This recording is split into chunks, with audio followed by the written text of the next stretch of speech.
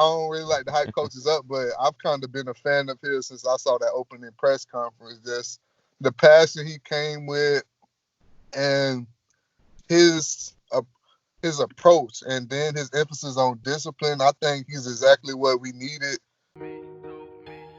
Hey guys, it's Terrence Mann. You're listening to Hear the Spear, presented by Noel Game Day. Go Noles. Hey, what's up? This is Peter Ward, a.k.a. E-Dub, in the house. So we're listening to Hear the Spear, presented by Noel Game Day. Go Live, go Noles. Hi, this is Charlie Ward, and you're listening to Hear the Spear, go Noles. This is Terrell Buckley. You're listening to Hear the Spear, presented by Noel Game Day. No Bloody. But perhaps better known as the greatest corner to ever step on a football field, Deion Primetime Sanders. Great Deion Sanders, my brother. What's going on, man? I could wake up to that greeting every day, man. That was awesome. Hello, Noles fans. This is former Seminole Derek Brooks, and you're listening to Hear the Spear, presented to you by Noel Game Day. James Wilder Jr. What's going on, James? Thanks for having me on. SSOD, Florida State or Die, and go Noles. William Bar None Floyd. Gentlemen, what's up? What's happening, guys? This is Logan from Hear the Spear, presented to you by Noel Game Day. We are recording again, second time this week. This is phenomenal. We are well into a little bit of 2020. Tonight, I'm going to be joined not just by my two co-hosts. I'm going to be joined by someone else, our special guest. You've heard of him on here before on Hear the Spear.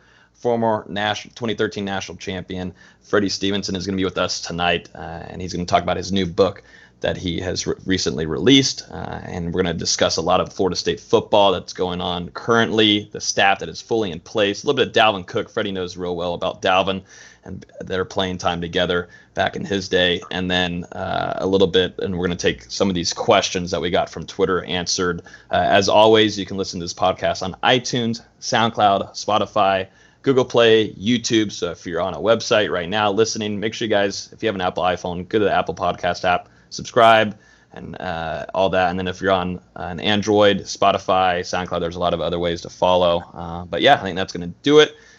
What's going on, Freddie? How you doing, man? I'm good. I'm alive. I'm well. Everything good right now. Life is great. Oh, Happy New Year, by the way. Yes, Happy New Year, guys. Dustin, our lead writer, is with us tonight, and also our lead basketball writer, Austin Veazey. What's poppin', boys? What's going on? Happy to be here talking with Freddie. Should be a good time. Yeah, it's been a pretty great weekend. Vikings somehow won the playoffs. Florida State beat Louisville in basketball. It's a good weekend. Yeah, it's a good weekend for Austin. I always cheer for Dalvin, but so then I'm also cheering for you, Austin. So your boys coming through with the win today was big, and also Dalvin Cook had a pretty nice day too. Hey, support me off the podcast, but not on the podcast. That's fine. He did what? I said you support me off the podcast, but not on the podcast. That's fine. not on the podcast, but off of it, yes. If Dalvin's talked about it, yes, I will support you as much as I can. But yeah, Freddie's with us. We have had him on. I think this might be our third time having Freddie Stevenson on here. Freddie Stevenson was a fullback during Dalvin Cook's days, so both of them have a very close relationship. I remember having you on, Freddie. We talked about the Clemson block, which obviously was a big discussion on Twitter. It always is whenever Florida State faces the Tigers every year. But Freddie Stevenson also just released a book, and you can find it. I'm sure he'll be able to tell you too, at least on Amazon. And it talks about his obstacles that he faced going from how he got to Florida State, and even before that, but going through and winning a national champion at such in his young career with the Seminoles, and then also going to the NFL. And yeah, tell us a little bit more about the book, Freddie. It's basically my story, my spin on how I overcame different obstacles to get where I was and achieve different levels of success, and what it took for me to get there, the things that people didn't see. People often tell me they see the things on TV and they kind of think that you got there easily, but they don't see the work that it took to get there, and they don't see the struggle that took place behind closed doors. And I'm the definition of struggle made to the fullest. Just my story growing up and all the obstacles I faced, a lot of heartaches, a lot of pain, but I didn't let that stop me from getting to where I wanted to be. And I always had a goal. A lot of people say you're a product of your environment, which is true, but at the same time, I grew up in basically hell, and I always saw past that. So while people I grew up with, they didn't have any goals for their life. They didn't know whether they would make it to C21. I always had goals. I always had plans to be successful. I never always seen past my situation. So I never let that stop me. And the people that tried to stop me on my journey, I never let them get me. I always blocked out the noise. And that's pretty much what drove me, just the things that I seen growing up. Whenever I wanted to quit, I just would think and go back to where I came from. And I would think, do you want to go back to that? Is that the life you want to go back to? Because if you quit, that's the only option. So I would always find a way to dig deeper and find ways to motivate myself. And I truly feel like to be successful in life, you have to have a reason.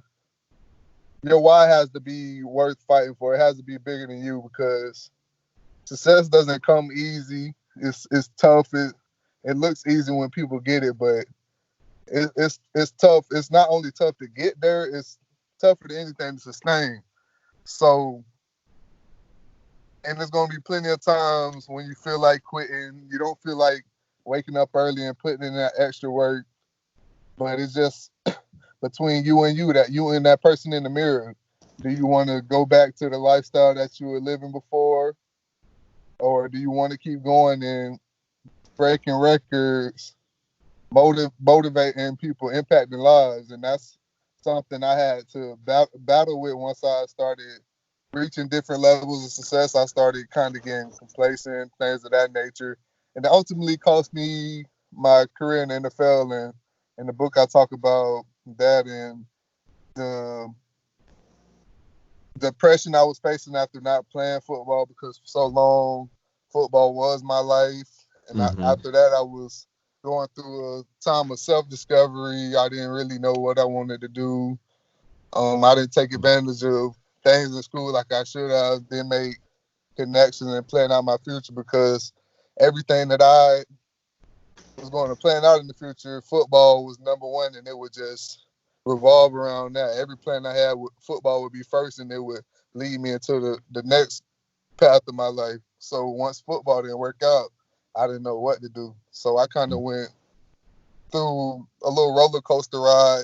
It's definitely an interesting story, the ups and the downs of my life.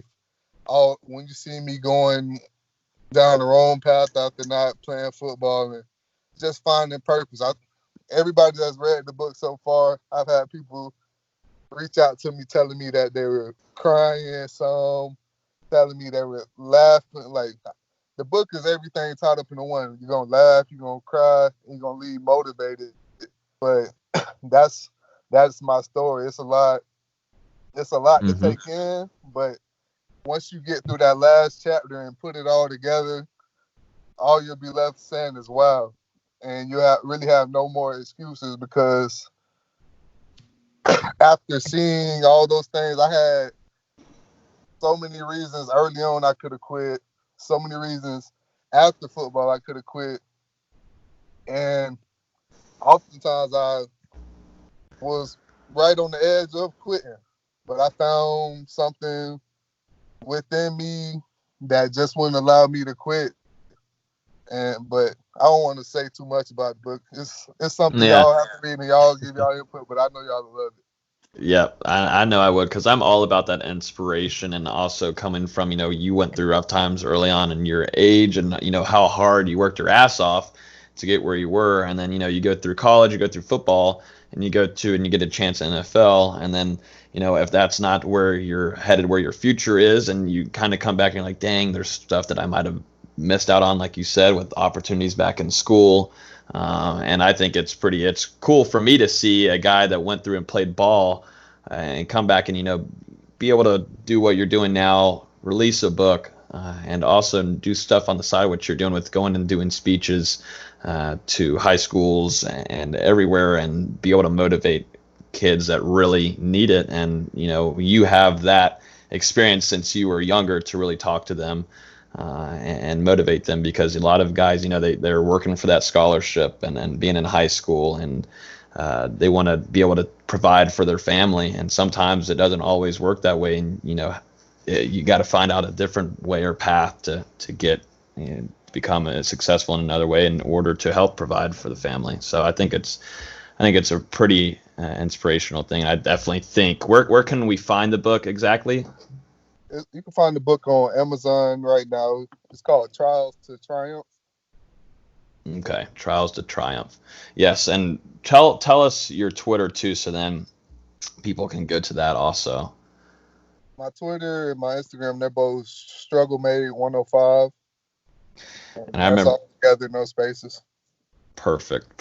Yeah, I know me and Dustin and Austin are definitely gonna get our hands on it, because, like I said, if I'm ever traveling anywhere, I need something good to read, and definitely Freddie, definitely to get a chance from me.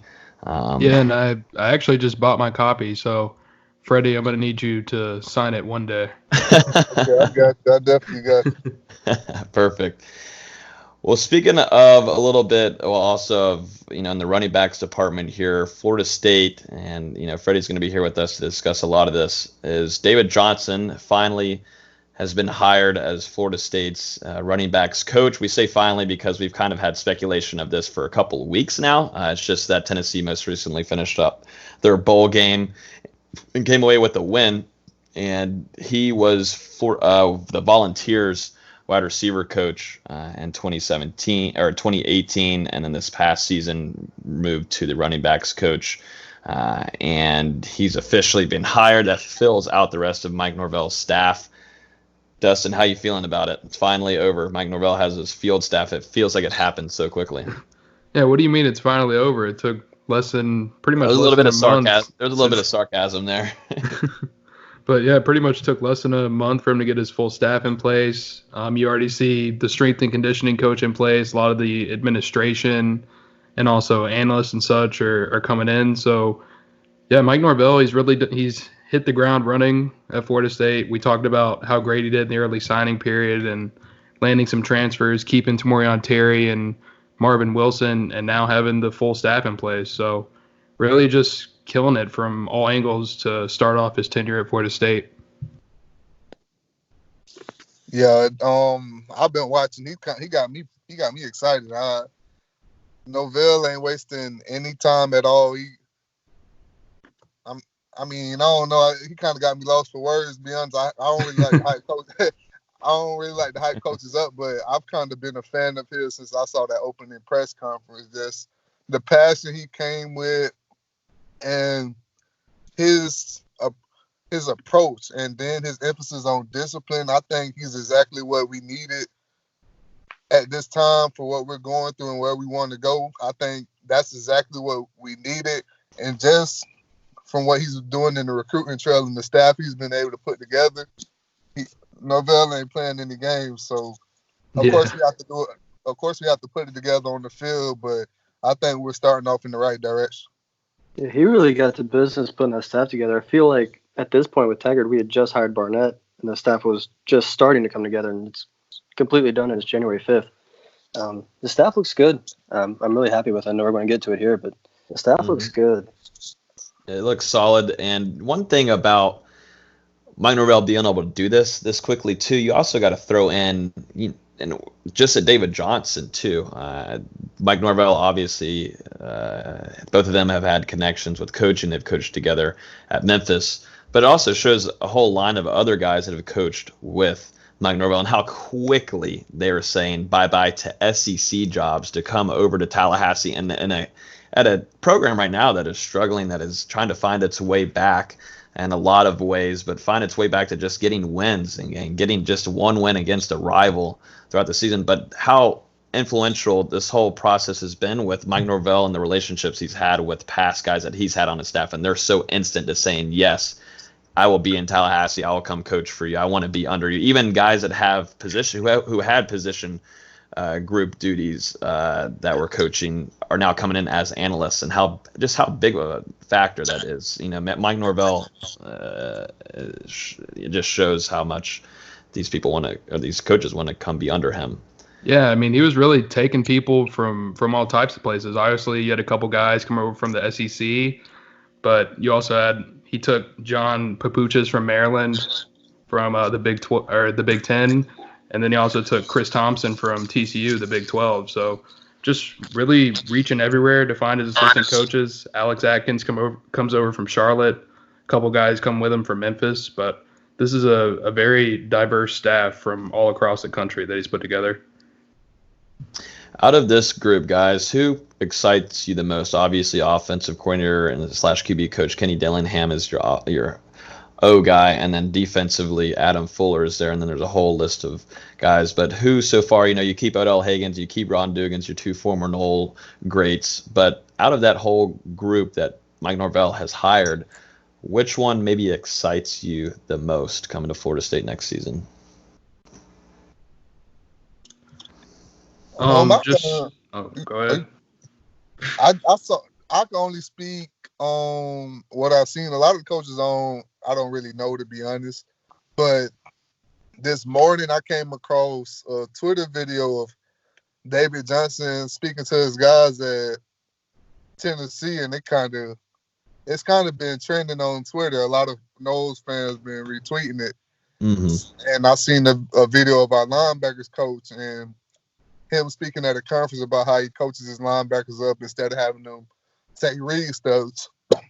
He has them, as soon as the ball is snapped, just start and buzz their feet so they can read and react. But the way he was detailed in his response was very intriguing to me, and he kind of got me fired up. But out of those two guys right now, it's kind of a tie between those two, 1A, 1B, but we'll see. For me, I'm going to go kind of in your same route there, Freddie. I'm going Chris Marv, too, that just came from Mississippi State.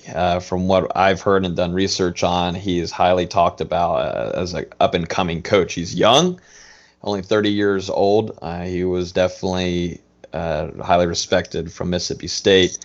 But like you just said, I watched that video, too, and that also gives me some excitement just how technical he was and how well I think it will be for this linebacker corps, because I don't know about you, Freddie, but I haven't seen them doing what he was talking about, what he was demonstrating at Florida State in a couple of years at least. And I think that corp as a whole needs to be improved. One guy that I think, because it's such a big position that needs to be fixed very soon in order for Florida State to be successful, one that I'm curious to see how it works out, because he's also young and up and coming.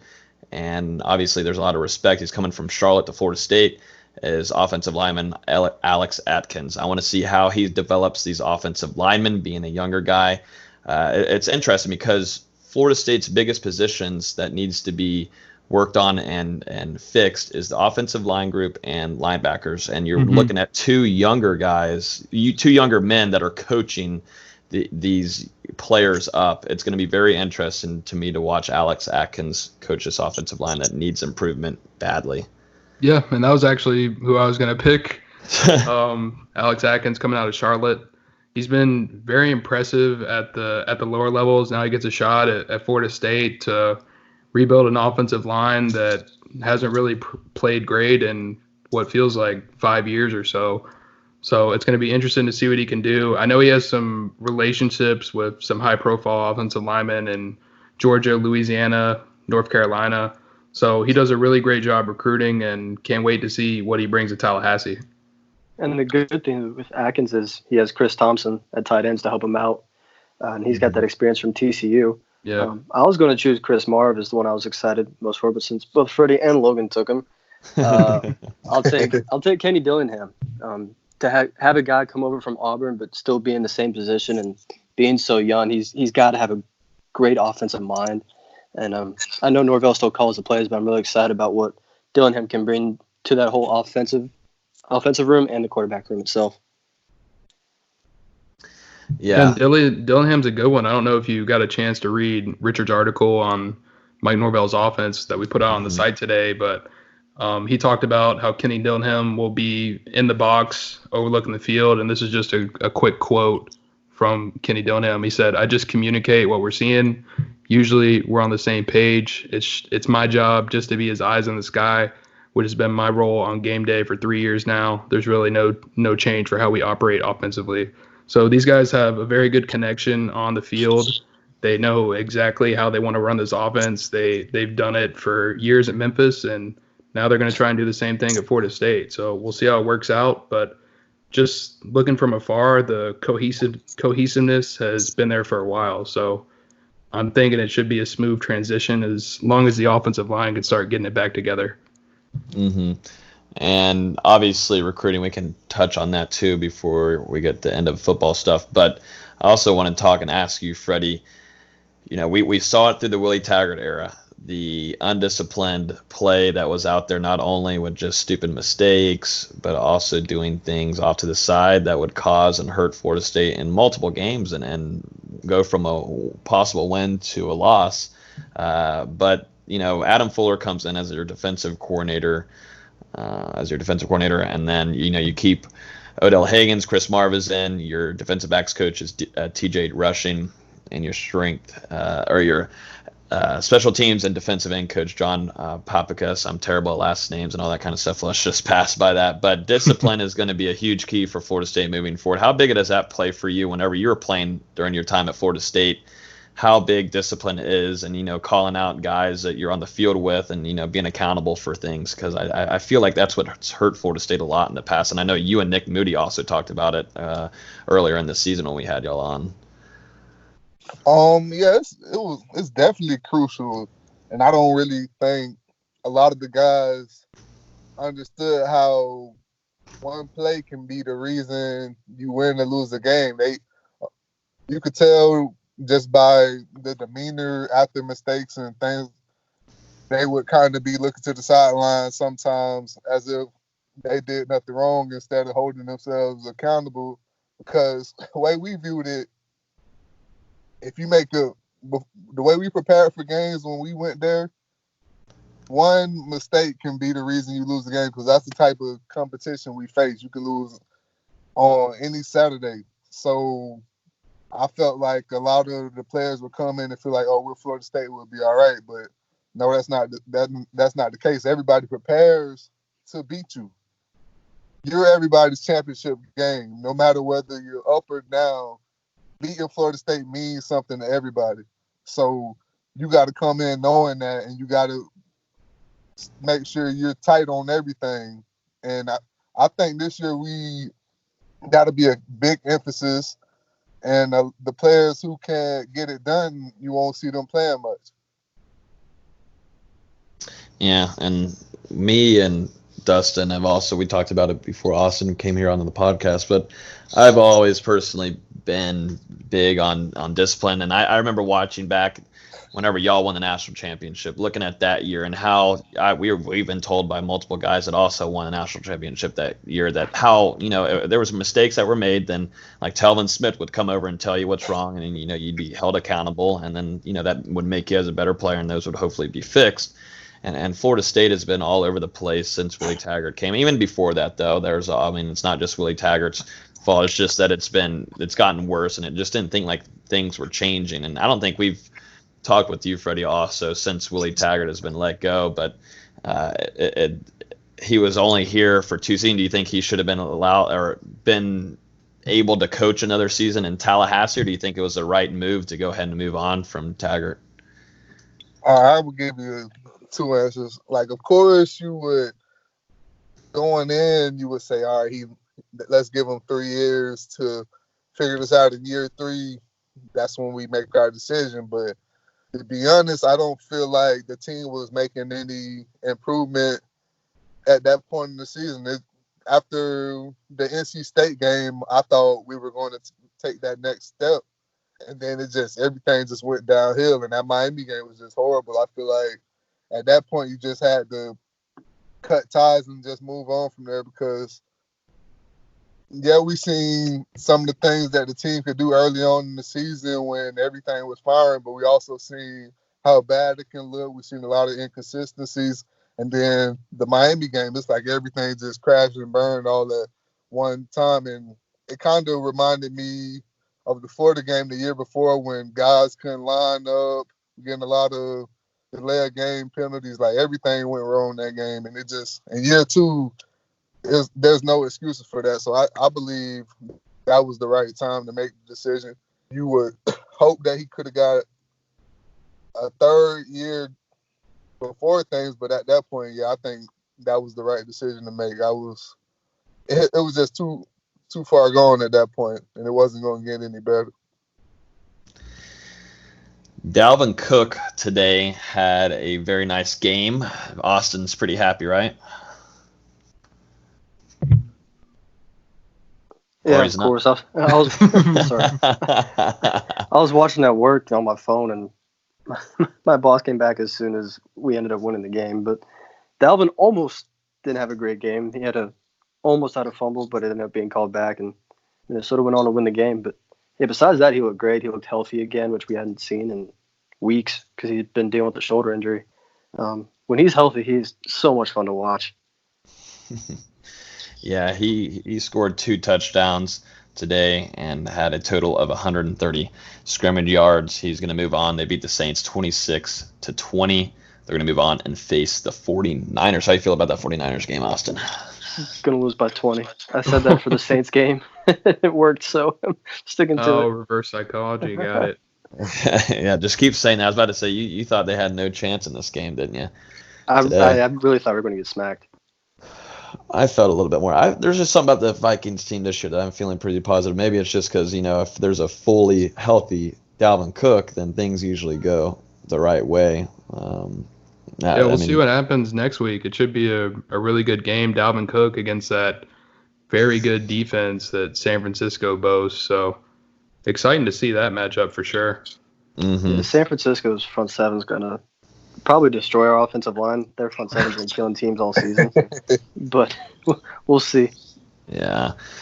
And Freddie, Dalvin Cook, you told us a little bit during when we had you on the first time when we interviewed you. But Dalvin Cook, which you probably, I think you told us is just a different kind of talent, and being able to block for him and open up holes for him was something you got to do on every Saturday, and you thought he was just special from the beginning, right?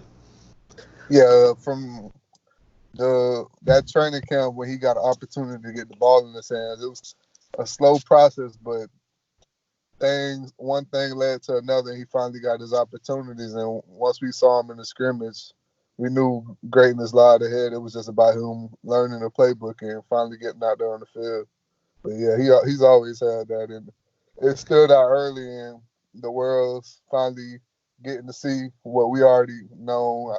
I've been telling people for a while, when he's healthy, he's the best back in the league. And they thought it was always, you play with him, so it's biased. Yeah, we'll just all sit down on Sunday and we'll watch it together. I think he is by far, if he's fully healthy, there's by far, he was over. I'd take him over McCaffrey any day of the week, and I hope someone will tweet me later after listening to this, and we can argue about it, because that's all Twitter's used for nowadays. But yeah, Dalvin Cook is just a stupid talent, and he was the best running back in Florida State history, obviously.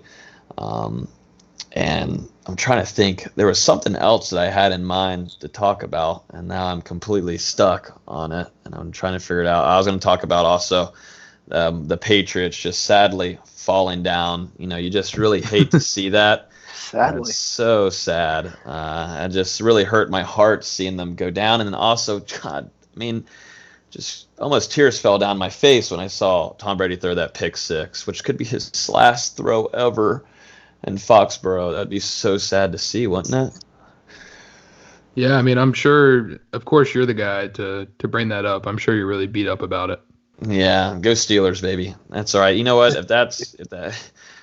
If my season was already crappy enough, but you know what? I was able to feel a little bit better about this 2019 season, seeing them go down like that, and just Patriots fans just whimper and going down in the wild card too. It's just hilarious. And obviously, I don't think he's done playing. I don't know if he'll be in Foxborough or not. I feel like they just keep on hyping this up, and out of like nothing, they keep on hyping him up that he's going to be done. for the season. But that's where he's just going to say, all right, well, I'm coming back. I mean, he's too competitive, and I think he likes a lot of the attention too. But you just keep on doubting him, his ass is going to come back no matter what. I mean, I don't understand it really right now. I think it's just because it's just click for people. But I think if Tom Brady doesn't retire, but he doesn't play for the Patriots this next season, where does he go? If he's not in New England, I don't think he plays, honestly. Think so? It happened to Peyton Manning, though. I mean, I know it's different situations, but yeah. What about if he joins Derwin James? And they're opening a new stadium too in LA. I don't know. The Chargers have talent. There's no denying that. That'd be the best wide receiver core he's had since Randy Moss was there. I don't know. I saw something on Twitter. It was him going to the Browns because Josh McDaniels is going to get hired as the head coach, and then they're going to sit Baker behind him for a year. It's interesting. I mean, I really would like him to leave, get out of just my AFC North, or he's not in my AFC North, but I'd rather him go to somewhere that I don't have to deal with them as much until it's like deep into the playoffs. I don't want to be dealing with him in the AFC anymore, but because he just there's just something about him and being able to dice up our defense, and Josh McDaniels just eat us up alive. So I'd rather him just stay far away from the AFC if he does intend leaving New England and not retiring. But I just don't think he's done yet. He's getting too much attention right now. He's going to use it. Twitter. I don't really see him going. Like, a lot of people talk about don't leave, and I know Brady's coming back. I just can't see him anywhere other than New England. I know a few years ago, Belichick kind of tried to groom Garoppolo and get Brady out of there, but I think they may try to do the same thing in the future. I can't see Brady in another jersey, and I believe it's guys behind the scenes that are the same way. They don't want to let him go just because he's done so much for the organization. And once you're used to winning, you don't really want to go through those growing pains of starting over. So I believe they'll try to get another one out of Brady before they part ways, and they'll try to groom another guy. And then once that guy's ready, it's all right, Brady. Even if you want to stay another year, you can't stay anymore. This guy's ready. You got to go. Yeah, and one thing Tom Brady has always said is he wanted to play till he was 45, and right now he's 43. So, in the best interest of New England and just for what Tom Brady's done for them, and he's still playing at a high level. Their offense just kind of fell apart this year. They didn't have the skill players to take it all the way with what Brady still has left in the tank. But I think New England could sign him for 2 years, maybe draft his successor in the draft this season, have Brady groom him for the next 2 years, and then Brady retires at 45 and the new guy takes over. But it doesn't always happen that perfectly. Mm-hmm. Yeah, it doesn't. Let's get to some questions here from Twitter that we just got. Always thank you guys for chiming in a little bit and giving us some content to talk about, because Dustin and Austin don't help me with getting any content in our notes, so I got to do it all on my own. I'm just kidding. Let's see. This is from MD Lewis 6560.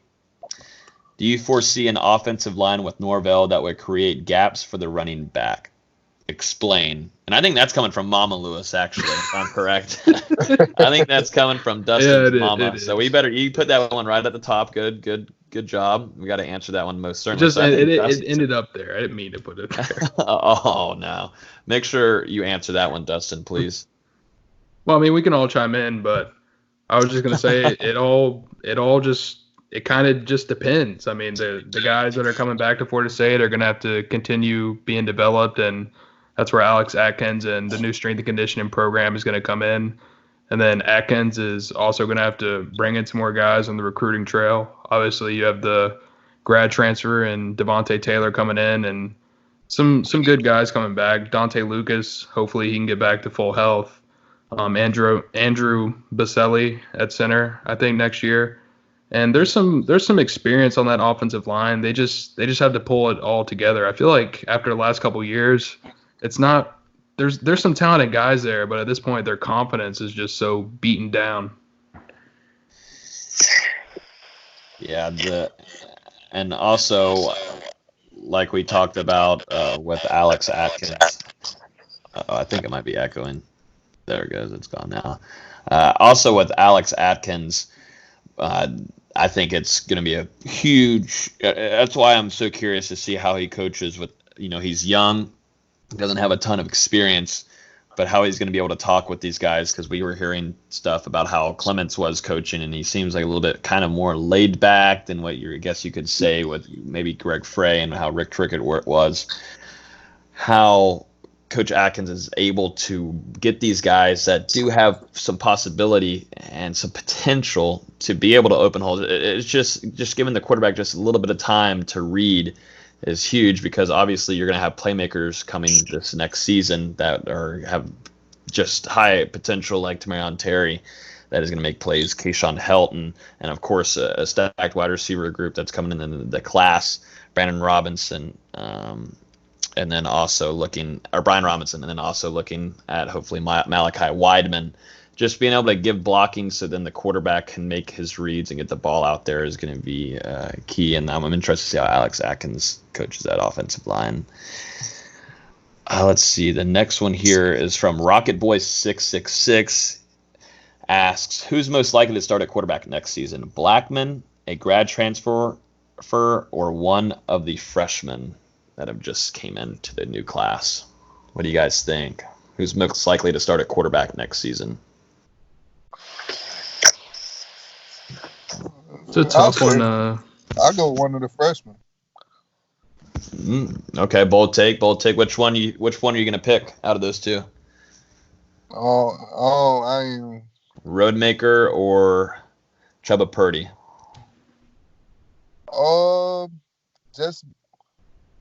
I'm gonna go out on the limb and say Roadmaker.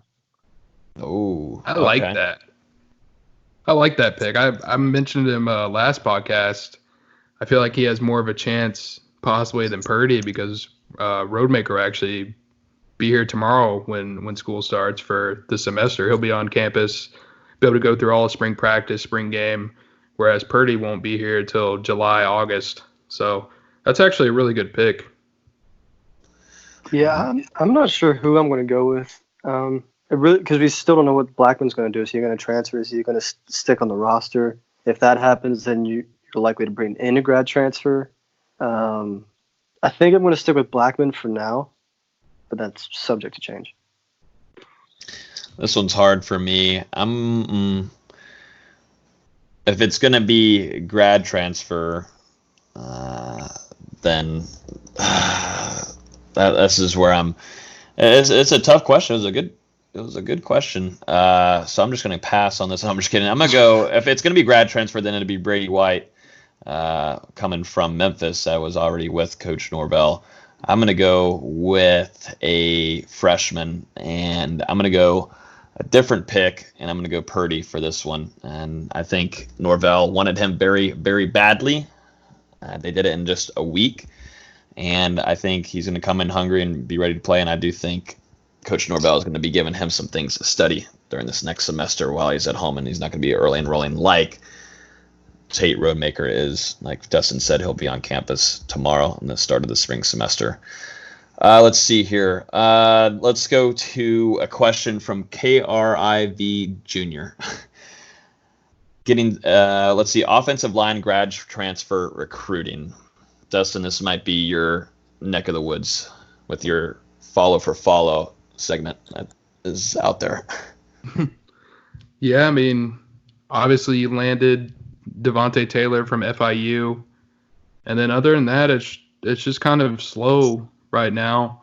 From what I've heard, they've talked to the two Stanford guys, but they haven't really went after them that hard. And then what we heard yesterday, Logan, was the staff hadn't talked to TJ Storment in about a week or so, and he was a guy that I thought was the most likely option from the beginning for Florida State to land as a grad transfer, and now it sounds like they won't be. Then there's also the offensive guard Terrence Davis from Maryland. Not hearing much out of that corner. So, yeah, I'm guessing Florida State, they have some kind of secret plan on the offensive line. Maybe there's a couple high school guys that they'd rather focus on rather than grad transfer guys. And at this point, it's just really a developing situation. We're just going to wait and see what happens. Mm-hmm. Offensive line, obviously, I think we've talked about it enough on here tonight, but offensive line is huge for Florida State moving forward. The thing now is that you want to bring in guys that have experience, and Alex Atkins and that whole entire assistants around him and analysts are going to have to focus a lot on this, and I'm sure it's starting very early on. Big Knowles 50 asks, can this staff recruit South Florida, or did we mess up by not hiring a South Florida connection? This is kind of it's an interesting question. Does anybody, I don't know. I mean, this is a question that I guess you would have to know Dustin, do you think you have any kind of answer to that? Yeah, I mean, I know this has kind of been a thing that's been going around on Twitter now. People saying Florida State screwed up. They don't have any coaches that can recruit South Florida, and it's just kind of nonsense in my opinion. Adam Fuller has plenty of ties to Florida, and I feel like at Florida State, his profile should only increase on the recruiting trail. David Johnson has ties to Florida and across really the whole Southeast over to Louisiana. Alex Atkins, I believe he has some ties to the Florida-Georgia area. You have Ron Dugans, who's one of the best South Florida recruiters in the country. Odell Haggins, name speaks for itself. He can go pull talent out of South Florida. So I'm also confident Chris Marv can as well. He's a really rising guy out of the SEC. Wouldn't surprise me if he has some Florida connections as well. So really, there's a lot of guys on this staff that I think have the potential to be elite recruiters in South Florida. Some guys already have connections there. And it's just kind of nonsense, and you're not really looking deeper at the situation if you're saying things like that just because Telly Lockett wasn't retained. Mm-hmm. Yeah, I agree. I don't really understand where that's coming from. And then even with that, the Florida State brand, they're acting like we're a school from up north. Like guys from South Florida want to come to Florida State. Yeah. It's not like they're guys from South Florida. It's not like they're waking up every morning saying, I want to go to Miami. That's not, Miami is the team that they used to be. So it's either Florida State or it's Florida when you're thinking the Florida teams. They're not thinking about Miami anymore. So I don't understand where that nonsense came from. We won't have a problem going down there stealing their guys. Mm-hmm. And put a couple more wins on that in a season, you're going to be just fine. Put that Florida State logo on the coach's polo and walk into the room. It just kind of hits differently. How did talking about, we'll end it off too recruiting wise, and for you, Freddie, how was your recruiting process, and what was told to you, and did that logo hit a little bit different to you? It was kind of weird because I didn't really grow up watching a lot of Florida State football. So when they came in, Odell, he went to my high school, so he was trying to kind of sell that thing. We're from the same hometown, but of course I went through my whole process. I was leaving my personal feelings out of everything and just want to try to make the most informed business decision for my future.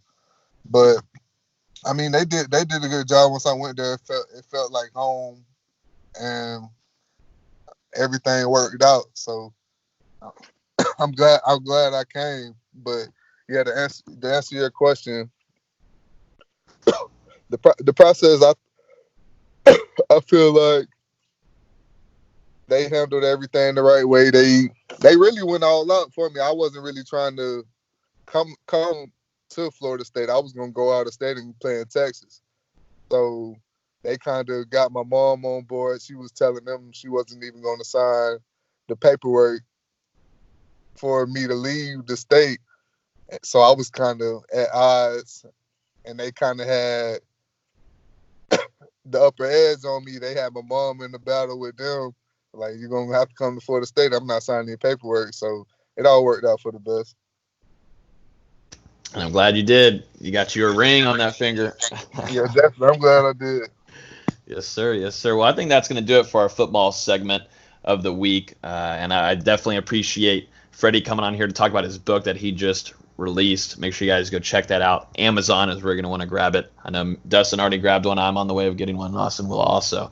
But we definitely appreciate Freddie coming on here as always. We're going to try to get you on here on a fourth time during this offseason. We're going to have you on here regularly to talk some Florida State football. Make sure you're going to follow him on Twitter. And, yeah, thanks for coming on here late tonight, man. I appreciate y'all for having me. Definitely appreciate Freddie coming on here with us tonight to talk about some football and the quick hitters and answer some questions. But you know how it is. We got to get into basketball. Florida State, though, defeats Louisville and Kentucky, the number 7th ranked Cardinals. Florida State goes in and just takes care of business. What was the score? 78-65. Look at that. Boom, boom, boom. Florida State had a great game. I enjoyed watching it. It was by far, like Austin put out in his recap that you guys should go definitely check out on NoleGameDay.com, was their best performing game of the season. Looked solid, and that Osborne alley-oop was dirty. And that's pretty much my basketball analysis right there. I'm going to give it to the guys right now to recap the Louisville game and get ready for Wake Forest. Yeah, we were... Okay, you can go. Oh. Look how good they are together.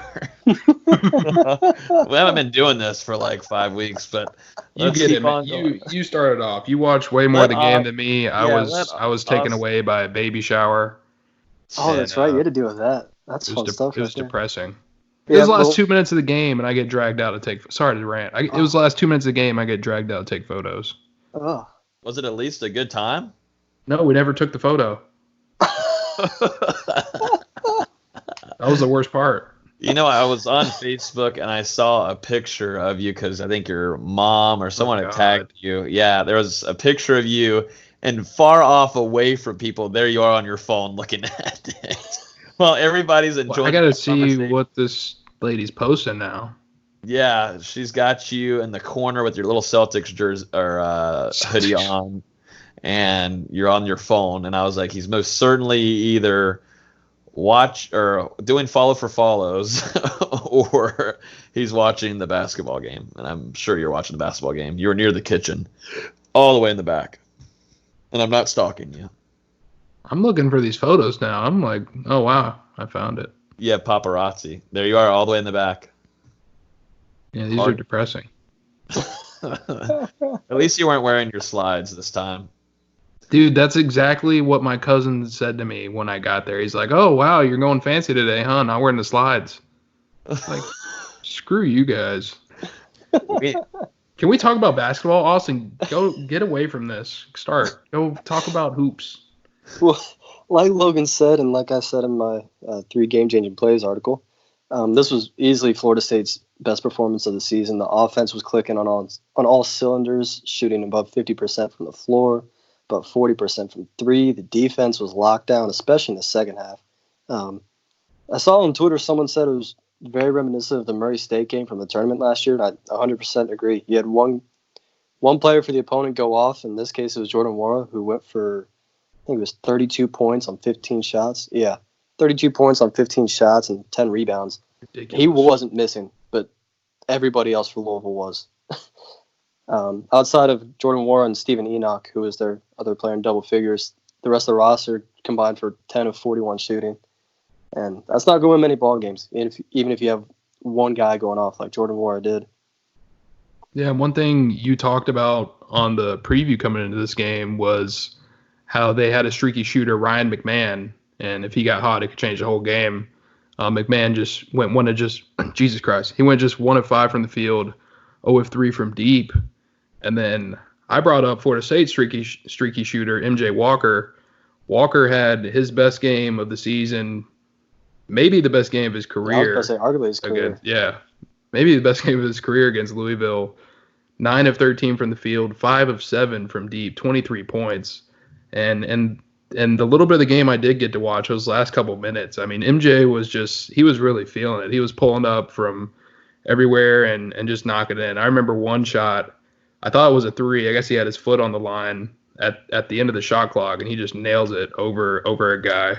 So he had a really great game. Trent Forrest stepped up. We talked about Trent Forrest and Vassell needing to have big performances in this one, and they both certainly did that. Forrest went 9-11, had 20 points, 5 assists, and then Vassell had 14 points, 6 rebounds, and looked pretty solid as well. So all three of those guys did enough to drive Florida State to this win, and outside of a couple different stretches, it felt like Florida State really handled this game. Yeah, and to your point about Walker, he came off the bench for the first time since his freshman season because apparently he hadn't practiced in 10 days. If this is the way he plays without practicing for 10 days, maybe you just need to keep him coming off the bench because he was great, and that second unit's been missing his scoring punch. Because when he's in the starting lineup, your best scorer is Patrick Williams, who can score, but he just hasn't done it to this point. Like you said, Trent and Devin were amazing. Devin put on a lot of league-worthy plays, which a lot of fans won't like hearing, but he showed some real growth. Put in my game-changing plays article. He had one kick out from Raekwon Evans, pump fake to the left to get wore off, and then just rose up and drained a three. Stuff like that, stuff you can't teach. He just has natural instincts, and so does Trent Forrest. They were everywhere. There was one play Forrest had where he got a steal, and then in transition just pushes it up on Jordan Wara. Trent was doing whatever he wanted. He was getting wherever he wanted. This was by far their best performance of the season. There's no doubt about it. Yeah, I saw your tweet actually where there was 10 NBA teams or however many scouts at the game yesterday. Miami Heat had 3 seats or. Yep. Yeah, so they're obviously looking at some guys from Louisville, Wara in that discussion, but we've heard some things about a couple Florida State players that are potentially getting looked at by NBA teams this upcoming season. But a guy we talked about, a guy we wanted to kind of step up a little bit after his non-conference play was Trent Forrest, and he did that against Louisville. He showed that he's fully healthy, which is something he's kind of struggled with over the last couple of years, particularly later in the season. He looked explosive out there, like you said, Austin, getting wherever he wanted, attacking on defense, attacking on offense, and really just had a great game. I'd say all around, this was also Trent's best game of the season, and I'm looking forward to seeing if he can continue this stretch as we continue to go through this ACC slate. There's some tough games coming up, and Trent's going to continue to have to be the heart and soul of this team on both ends. Another guy I want to give a special shout-out to, we've been talking about him throughout the non-conference plays, Raekwon Evans. He had his best game of the season. In only 8 minutes, he had 7 points, and he was dogging Ryan McMahon on defense. There was one play where he locked him up 94 feet, and the ball went out of bounds, and it was our ball. And the look on Raekwon Evans' face, you could see he was confident, he was healthy. If we can start giving him some more minutes so Forrest can get some rest in these big-time ACC games, that's going to be huge, especially going into the ACC and NCAA tournament. But one of those opponents that won't be so tough is Wednesday's matchup against Wake Forest.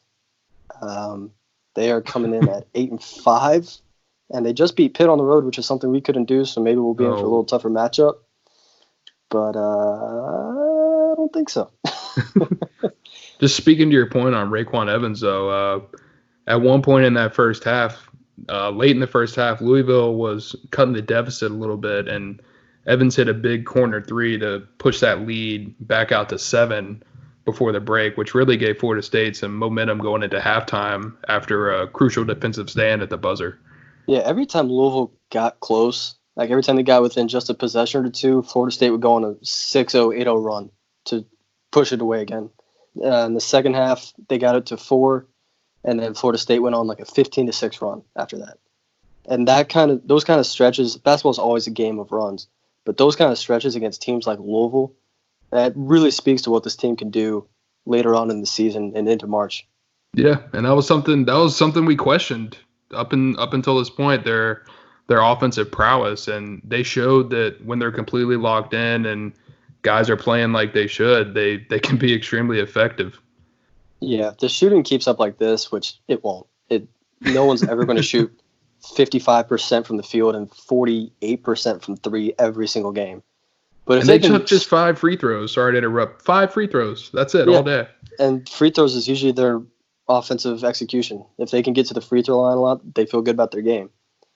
But if they can stay around 45%, maybe 48% field goal, 36% three, they're going to win a lot of ball games, especially as many turnovers as they create. If that shooting prowess keeps up, they're going to be almost impossible to beat.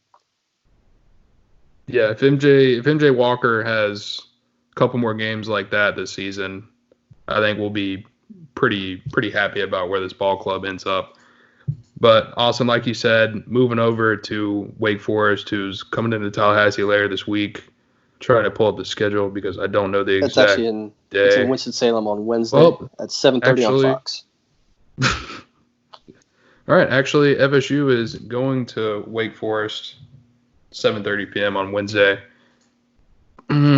I haven't really watched a lot of Wake Forest this season. I'm going to be honest with you, but you're not missing much. Yeah, everything we've talked about from other podcast episodes to off the air and stuff. This is a very mediocre ball club that probably won't have the talent to keep up with Florida State, but on the road, FSU is always an interesting team. You never really know what you're going to get. Sometimes you get that performance where you see them at Pitt and lose a game like that, and then sometimes you get what we saw yesterday and they dominate a top 10 team on the road. So just hoping they pull a good game out of the bag on Wednesday. Especially coming off of that game, how are they going to react to beating such a great team on the road? Are they going to come out on the same note, or firing on all cylinders, or are they come out a little flat saying, oh, it's Wake Forest, we're better than this team? It's going to be a real growing opportunity, as last game was. Wake Forest is led in scoring by Brandon Childress and Sean D. Brown. Both those guys are going to give you buckets from anywhere. They've been doing it for 3 years now, 4 for Brandon Childress. And they've got a junior Olivier Sarr out of France, who's also averaging double digits. And after that, it's a whole lot of nothing. As long as you can keep Childress and Brown in check, Florida State really shouldn't have many problems with this game.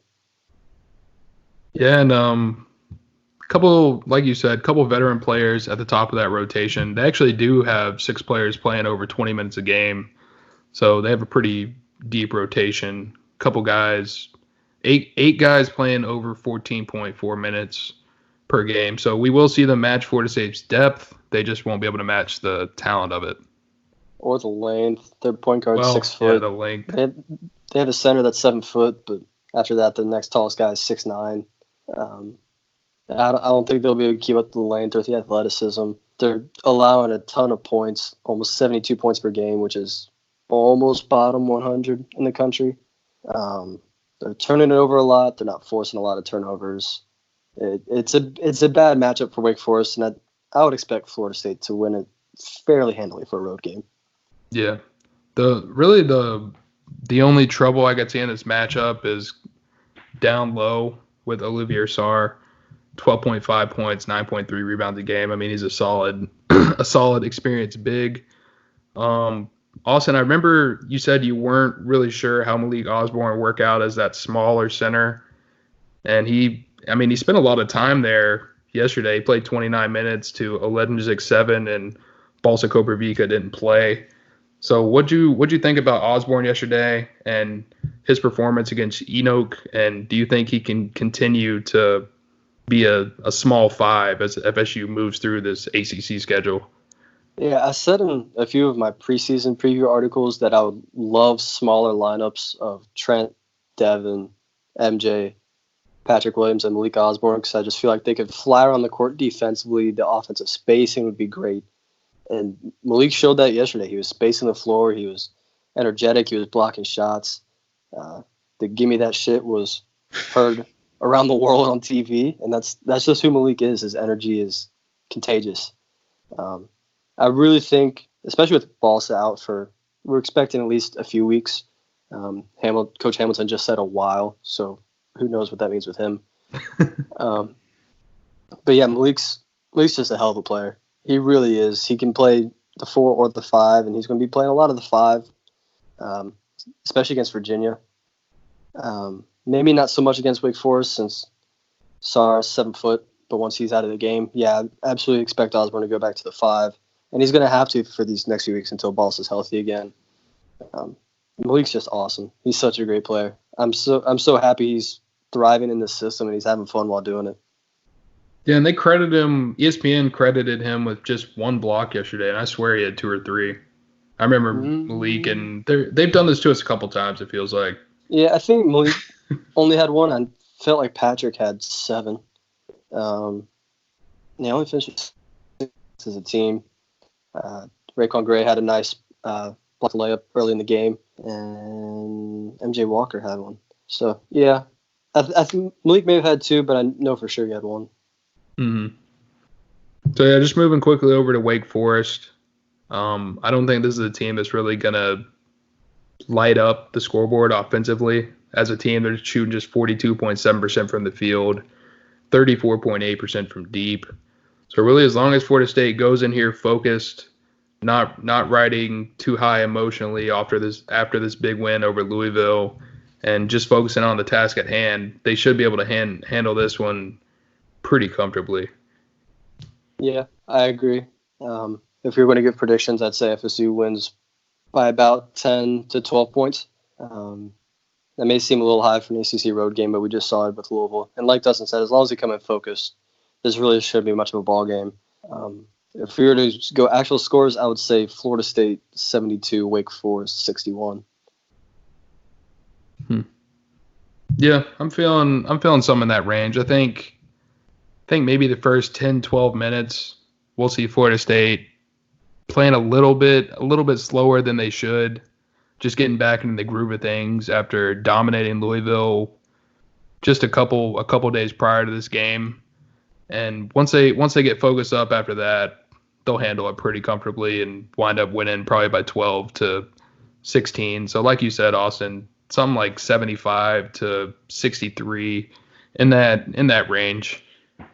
And to your point about starting slow, we saw that last year at Wake Forest. We had just come off the very emotional senior night game against Virginia Tech that went to overtime.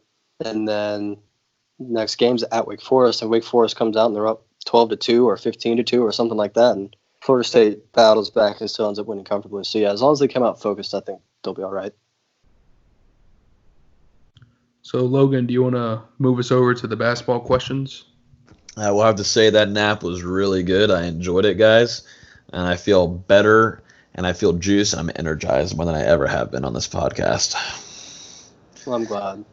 Yep, and it looks like Austin got a lot of questions on Twitter, because at least 5 here that we can answer. And we always appreciate you guys reaching out. TJ Pittinger, I know this man really good. I think I know him a little bit. He asked, think we will be the early game or the late game in Atlanta? Trying to plan my flight correctly. So he's talking about the Final Four and if they're going to be the early game or the late game in Atlanta. What you got, Austin? Well, obviously it's a little bit too early to predict what bracket we'll be in. We could be in any region. But since we keep getting put in the West region, I'll say we keep staying in the West region, and usually the West region gets the late game. So, TJ, plan your flight for the late game, and if I'm wrong, don't blame me. Yeah, I was just going to say it's definitely going to be a late game. I mean, they want Florida State on the national stage, so yeah, late game it is. Perfect. Already thinking ahead to the Final Four, the TJ way. All right, Top of the World asks, any glaring weakness you see that could be exposed as we get into the heart of the ACC stretch? There's 2 things that really concern me with this team. One of them is rebounding, and we saw that against Louisville. Louisville dominated Florida State on the glass, but because Florida State was so efficient shooting the ball, they're forcing turnovers, they were able to overcome that. Against a team like Duke, that's not going to happen. You're going to have to get some of those rebounds. And then the other one is it's going to be shooting those jump shots. Again, they're making those against Louisville. Can they consistently make those throughout the stretch of ACC conference play? And you play Virginia twice. Virginia forces you to take those jump shots because that's the only open looks they give in that pack line defense. So you really jump shooting and rebounding are the 2 weaknesses that really, really concern me. Yeah, I mean, Austin pretty much hit the nail on the head with that. That's exactly what I was going to say, rebounding and also outside shooting. Florida State, to this point of the season, they're shooting just 34.5% from outside. I don't know if that's going to be a good enough percentage for them to advance far into the tournament and the conference tournament as well. Yesterday, 11 out of 23 from outside, 47.8%. I feel like you're going to need to be in that 40 to I guess 48% mark consistently to be a deadly offensive team and one that's capable of defeating elite teams late in March when it matters. You're going to have to be able to hit those shots. And don't look at the stats because the stats are lying. Because, again, Florida, we were 5 of 17 from 3, and Tennessee, 3 of 11, and Purdue, 1 of 17. So we've shown we can beat teams without hitting those jump shots, but it's definitely a lot easier when you are hitting them. It makes you feel more comfortable when they're able to score a little bit and you don't have to just pretty much rely on the defense. Right. It's nice being able to hit those outside shots, and Florida State, they're going to have to be able to do that consistently. And they did it yesterday, and they're going to need MJ Walker to not play out of his mind like he did yesterday, but at least play a little bit better than what we saw in the early stretches of his senior season. Well, junior season. AMP09K asks, is Raekwon Gray hurt, or is he just not good at just not a good ACC player yet? Being asked to do too much, maybe? ? It's really weird with Raekwon Gray because I know a lot of people see, big fat 6'8" guy. Why is he dribbling? But that's just his play style. He's a point forward. That's how he wants to play. That's how Coach Hamilton wants him to play. He was great at it last year and in the tournament. This year hasn't been the same for whatever reason. I don't think he's dealing with injuries. I haven't heard of anything otherwise saying he has any nagging injuries. I know last year he had a knee bruise, but it went away pretty quickly. I think with him, it's just all confidence right now. His confidence is shot. He's trying to play through it. And we saw that with MJ Walker last season where he went through a really rough stretch. So hopefully he'll be able to bounce back out of it because we really need him to step up against the Dukes and the Virginias of the world. But we'll see. Obviously, I'm a little concerned, but I don't think it's him being hurt. And I think it's just more confidence than anything. Yeah, I really like Raekwon, like his skill set. I love what he brings to the team. I just think to this point, he's been struggling fitting in with the rest of this roster. He's struggling to build chemistry with these guys, especially him and Malik Osborne sharing the court. Both of them are guys that like to shoot the three, like to be on the outside a little bit. So I think things just get mixed up a little bit with Raekwon there. But if they can figure out the rotations, that's something Hamilton's still working on, which we talked about last podcast. But just figuring out these rotations, and as you move deeper into the season, I think you'll see Raekwon acclimate to everything a little bit better. I mean, he just scored double figures in back-to-back games last month. The potential, the talent is definitely there. He's a hard-working guy, and I think he's going to be able to figure it out in the end. Jeremiah, and then a lot of numbers, asks, it seemed like we had a better matchup against Louisville because they were really not interested in intercepting our perimeter passes. I thought we could have turned the ball over several times versus an aggressive defense. Is that a concern? Yes and no. Louisville's defense is very Virginia-like in that they just don't want to let you score inside. They don't want to take chances like Florida State does, but Florida State, that's how Florida State gets points. They get transition buckets off those steals and loose balls. I don't know if it's much of a concern. Florida State did turn it over 13 times yesterday, but they've turned it over 13 times a lot this season. 7 or 8 times, as a matter of fact. So I don't know if it's really that much of a concern. Florida State's going to turn it over no matter who they're playing. So I don't know. I don't think so. Yeah, I thought FSU's offense this season at times, we've seen them go into those lulls where they don't complete the easy plays. They'll drop a pass out of bounds, or they'll just have a stupid turnover. But in the big games is where you've really seen this team, and it may just because they have so many newcomers. I think the number is 8. Austin, correct me if I'm wrong. 8 newcomers, 6. Well, 6 newcomers this year. Osborne redshirted last year, didn't play much. So a lot of new guys in the rotation, but they've had some lulls, some moments where they don't look great on offense, but they go into these big games, the games against Florida, against Louisville, and even though they turned the ball over 13 times, they did a great job moving it yesterday and getting whatever they wanted offensively. So I think when they go against a great defense like this, it makes them focus up even more and just play even better. Yeah, and to Jeremiah's point about an aggressive defense, as long as those turnovers don't create live ball situations where they're getting transition buckets, I'm not saying it's okay, but it's certainly more preferable. And that's what almost all these turnovers were against Louisville. They're all just regular dead ball turnovers. Will we see it more versus an aggressive defense? Maybe. But I also think for those games, Florida State's kind of a game plan in place that'll offset that.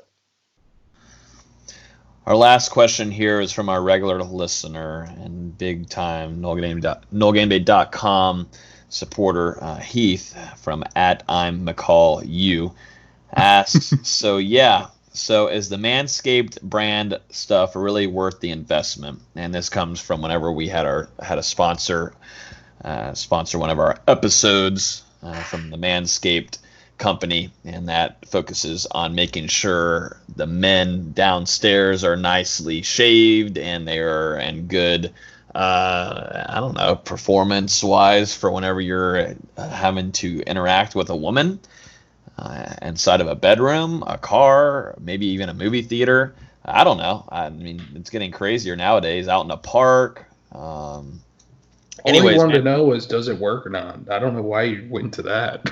Well, I'm just trying to let people know what Manscaped is. I mean, a lot of people maybe they don't know what it is. I'm just telling them it's a shaving tool for your balls and your balls and your penis. But yeah, does it work really well? Yes, it does work really well. I tried it one night, and that was the barest I've ever looked. And I wonder if I was friggin' 7 years old again. I'm done with this question, bro. I told y'all not to give me enough time with it, but this is what y'all did. Y'all wanted me to answer it. So I needed a PG answer. Yes, it worked. Well, you're the one talking about PG answers. Yeah, exactly. We are rated R here. If you're just now new to Hear the Spear, we haven't cussed yet in this episode, I don't think. But yes, if you from here on out, we're just warning you. This is explicit. We do put explicit on everything, like on all of our platforms, let you know. But this is an explicit podcast. So if you hear some cussing words come out, we won't say it for the rest of this podcast. But just warning you. I know we have a lot of new listeners. We're warning you. There is a lot more cussing and just interesting things that come. Not a lot of cussing, but there are some interesting things that are talked about. And so yeah, just next time if you're listening, I wouldn't really play in the car with the kids coming home from school because Dustin Lewis is here. I've been polite this episode. You have been. I'm proud of you. Been a good boy. Let's see here. I'll probably also because your mom is going to be listening to this because you answered one of her questions earlier in the podcast. It contributes, I will say. Yep. All right, so let's run right now. I think that's the end of the basketball questions. Let's run right now into our round 2 of Florida State Hear the Spear trivia. This is a trivia segment where we ask a lot of Florida State athletics questions, and it's between Dustin and Austin. If they get it right, Austin currently has a 1-0 lead from last week. Dustin is going to try to tie that this week, or he's going to go down 0-2, and you would just hate to see that. Dustin would be very depressed, I think, for the rest of the start of the spring semester. And obviously, some of these questions are from old things that have happened, and we're mainly a young group here. I'm still in school, Dustin is too, and Austin most recently graduated, so we also learned quite a bit too whenever we go through the trivia segment. So let's see here. Are you guys ready for round 2 of Hear the Spear FSU trivia? As ready as I'll ever be. I'm ready. Sounds great. All right, guys. In what year was the punt Ruski? You got 10 seconds to answer. 10, 9, 8, 5. 88? 4. 3. 1988. Ding, ding, ding. 1988 was the year of the punt risky. Good answer there, Austin and Dustin. Y'all are correct on round 1 of round 2 of round 1. What? Anyways, sorry. I'm still learning as a host on a podcast. Just give me a couple weeks here. Let's see. 1993. That's too hard of a question here. Y'all want to know what that is. What is it? Let's do it. Yeah, now I'm curious. All right. I'm going to describe a play because I was not going to question this, but I'm going to describe a play, and I want you to tell me what happened in it. This went from a Heisman winner to the second. No, that's too easy. This went from a Heisman winning quarterback to a certain player against the Gators. Charlie Ward to Ward done for a touchdown. Yeah, it's got to be the Ward done screen down the left sideline. There like you go. Yards. Yes, correct. Correct answer. That was just a little fun thing to do there. Let's see. Why'd you say that was hard at first? Well, I was going to go through a description here that had nothing to do with naming the quarterback and giving you hints, but it is what it is. Sorry. All right. Oh, my God. I'm giving the answer away before I asked the question. Oh, you're reading the wrong Well, way. I actually didn't give it away, though. And what year was the choke at Doak? You have 10 seconds to answer this, guys. 10, 9. Dude, I know it's in the 90s. 7, 6. I'll say 1994. That's what I was going to guess, 94, because it has to be an even year. 1994 is the correct answer. Wow. Okay. Incredible. That was the year I was born. All right, perfect. I don't think that's true. No wonder they choked that year. What is that supposed to mean? Means there's some bitches. I don't know. I thought we said we're not. Never mind. Well, welcome. Just one. All right, just one. Okay, perfect. Okay, no, it's fine. Austin had one earlier, so we had really? at least 2 cuss words. Did he really? Wow. Austin already cussed? Yeah, he said shit. So now we've had 3 cuss words in this episode. Oh, great. I didn't even remember doing that. This is not working. Well, I think out. you said shit. So now we've had 4 cuss words. I mean, it's certainly possible. I'm not saying I didn't. All right, here we go, guys. In the first ACC game between 2 teams ranked in the top 5, Florida State dominated North Carolina 20-3. The Tar Heels' only defeat on the season. What year was this? 10 seconds. Wait, can you repeat the question? Yeah, you kind of worded it weird. Yeah, in the first ACC game between 2 teams ranked in the top 5. This is the first ACC game ever between 2 teams ranked in the top 5. Florida State dominated North Carolina 20-3. The Tar Heels' only defeat on the season, so they were undefeated before they faced Florida State and they lost. What year was this? And it's a big game. Obviously, 8. I'll say 1997. 0. I'll say 98. We have a winner. Dustin Lewis is going to tie. We back. Trivia. I was going to say 97, 1-1. but I wanted to make it different. Damn it. Yes. This game was called the Top 5 matchup in Chapel Hill. This was a big game. What a creative Obviously, name. yes. Copy me on answer. You copy me on. What? Damn it. You copy me on every answer. How's it feel, Austin? Boom. I copy. Oh, okay. wow. Dang. What? I'm not sure if that's the case. It's Winner, not. chicken dinner. Hey. I was actually going to say 97 too. I'm like, I've been saying this same answer as him, even though that's what I knew it was. Yeah. That was I didn't know that one, but damn it. We're still. I'm so mad. That's all right. It's understandable. 1-1 here between Florida States. Hear the Spear trivia. One day I'll figure out how to really name the trivia because I keep on doing FSU trivia, Hear the Spear trivia, all this kind of stuff. We might just do Hear the Spear trivia. How about that from here on out? Because this is getting really difficult for me. I don't think ABC is going to be hiring me anytime soon to do any of their game shows. Yeah, you're no Steve Harvey. No, I'm definitely most certainly not Steve Harvey. Not at all. But yeah, to end off the podcast, we always do a fun fact that the guys have found online, usually at the last minute, that they'll talk about on the air. If you do have children listening, or younger people listening, I would highly suggest maybe taking some time away, because we try to go from sports talk that we've been talking about for about an hour and 15 minutes to completely flipping it and turning it into something just rudely disgusting. I want to be surprised if most people just turn off the podcast now and they just move on with their lives. Now is when the podcast actually ends, so I advise all of you to get off while you still can. Well, I will keep my fun fact sports related. Since, okay. NFL playoffs are this weekend. The Patriots have the worst winning percentage in the 2020 decade. Who would have thought? That was weak. That is weak. I'll do a football fact. Logan, dude, you bring the worst out of me in these facts. I don't know why. I try to find some really. I'm like over here on Google trying to find some really screwed up thing to say. I'm just gonna stop. I'm just gonna go with a fact that I already know. I saw it recently on Twitter. It's actually really interesting.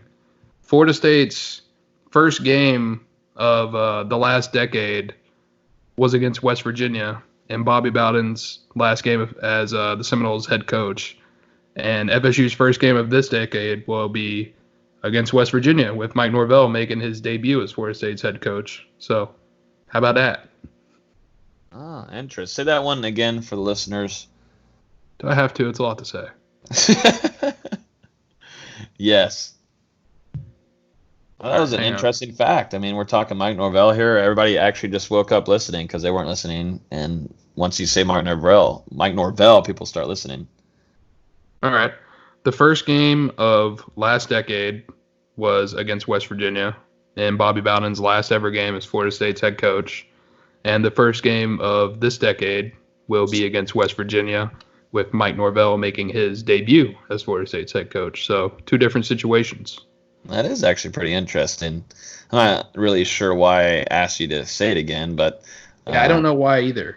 Yeah, probably because I'm still looking for my fun fact. But thanks for giving me a little bit more time, man. Yeah. So do you have anything, or? Yeah, I'm ready. Okay. So here we go. Freely. This is a good one. I'm going to go away from sports here just because you guys took up those slots from me, and there's no way I could go 3 questions about sports after talking about it for an hour and 20 minutes now. I'm going to go a little bit of human body and what it's like. Women's farts have more hydrogen sulfide than men, meaning that they'll smell worse. Cool.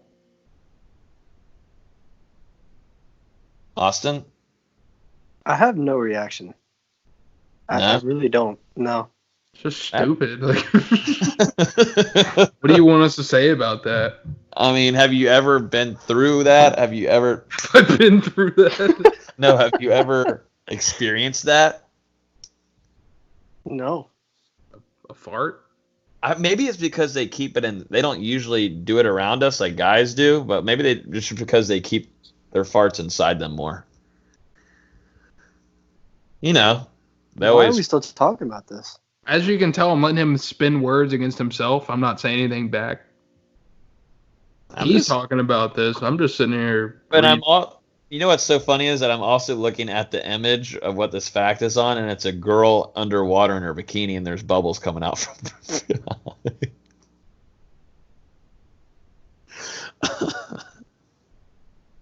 Like I said, I hope most of you got off this podcast. Weird stuff. Here you go. Look on the notes, guys. I got it on here. There's the image. Look on the notes. Look, that's the image. I don't want to see this.